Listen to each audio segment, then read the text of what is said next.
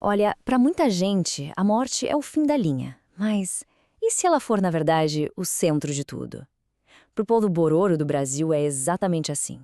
Hoje a gente vai mergulhar nessa visão de mundo fascinante, documentada pelo antropólogo Claude Lévi-Strauss, onde os mortos têm um papel assim essencial na sociedade dos vivos. Olhando assim, o que parece? Um pedaço de madeira decorado, talvez? Mas esse objeto aqui, ele guarda um segredo profundo. Para o povo Borô, esse zumbidor não é só um artefato. É como se fosse a chave que abre a porta para a gente entender todo o universo deles. E o mistério só aumenta. A fabricação desse instrumento e até o som que ele faz, tudo isso é parte de um ritual que é só dos homens. As mulheres não podem nem ver. E olha, esse segredo não é um detalhe qualquer não, hein? É ele que revela a grande divisão que organiza a sociedade Bororo inteirinha. Tá, mas para entender por que esse segredo é tão importante, a gente precisa olhar para o que ele está protegendo. Na cultura Bororo, a morte não é uma coisa triste que a gente tem que esquecer. Pelo contrário, é tipo o sol, sabe? Tudo na vida social e religiosa gira em torno dela. Pensa só nisso aqui. Quando um Bororo morre, não é só uma perda para a família, é visto como um ataque à sociedade inteira. E a resposta é uma demonstração de força coletiva.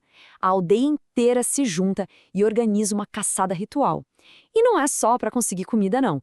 É para restaurar o equilíbrio, para mostrar para a natureza que, apesar da perda, o grupo continua forte. Essa resposta coletiva se desdobra em cerimônias que podem durar semanas. São rituais super complexos, cheios de dança, cantos e essas pinturas corporais super elaboradas que a gente está vendo. Cada traço, cada desenho tem um propósito: ajudar a reestruturar a sociedade depois daquela perda e, claro, garantir que a alma da pessoa que se foi encontre o caminho certo. E a riqueza de detalhes é uma coisa que impressiona. Dá uma olhada nesses brincos, ou nessa coroa feita de penas de arara. Isso aqui não é só para ficar bonito, não. Cada objeto desses é um símbolo com um poder imenso. É como se fossem ferramentas, cada uma com um papel específico e super importante para guiar a alma nessa jornada.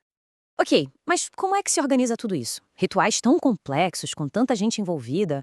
A resposta está na própria estrutura da aldeia. A sociedade Bororo é toda construída em cima de uma grande divisão. Uma oposição que define, olha, absolutamente tudo. E esse é o ponto central de tudo. Pensa numa oposição fundamental, tipo noite e dia, sabe? Para os Bororô, essa dualidade não é só uma ideia, ela está presente em tudo, na forma como a aldeia é organizada, nos casamentos, nas relações de poder e, de um jeito bem forte, nos rituais para os mortos. E o mais fascinante é que essa ideia vira algo concreto, físico. A aldeia Bororo é um círculo, como dá para ver nesse diagrama. Só que ela é dividida perfeitamente em duas metades. E essa linha que divide não é só um limite geográfico, é um mapa da vida social e espiritual do povo Bororo. Essas duas metades se chamam Sera e Tugaré. E aqui vem a regra de ouro que organiza tudo. Ninguém organiza o funeral de alguém da sua própria metade. Ou seja, se alguém da metade Sera morre, é a metade Tugaré que tem a obrigação de fazer todo o ritual, e vice-versa. É um sistema de dívida e pagamento que nunca acaba, uma troca obrigatória que mantém a sociedade unida, em equilíbrio. E durante os rituais, essa divisão vira um verdadeiro teatro social. De um lado ficam os atores, que é a metade oposta do falecido, que dançam, cantam, fazem todo o cerimonial. Do outro lado ficam os espectadores, a família, o pessoal enlutado, que só assiste. A aldeia inteira vira um palco onde esse drama da vida e da morte é encenado para todo mundo ver. Ok, isso leva a gente a uma pergunta, né? Se a sociedade é tão dividida assim, entre o mundo dos vivos e o mundo dos mortos, como é que esses dois mundos conversam? Quem é que faz essa ponte? Pois é, essa ponte existe, e ela é o Bari, o xamã Bororo. Ele é a figura que vive com um pé em cada mundo. Ele não pertence 100% ao mundo físico dos vivos, mas também não é do mundo sobrenatural dos espíritos. A função dele é essa, ser um mediador, o intérprete entre esses dois universos. E os poderes que o Bari tem são extraordinários. Ele é o curandeiro que cuida das doenças, ele é o profeta que consegue ver o futuro e é o único que pode conversar direto com as almas dos mortos. Dizem que ele pode se transformar em um animal, como um jaguar, ou até comandar os espíritos da natureza para trazer chuva. A importância dele para manter o universo em harmonia é, assim, total. Mas no fim das contas, qual é o objetivo disso tudo?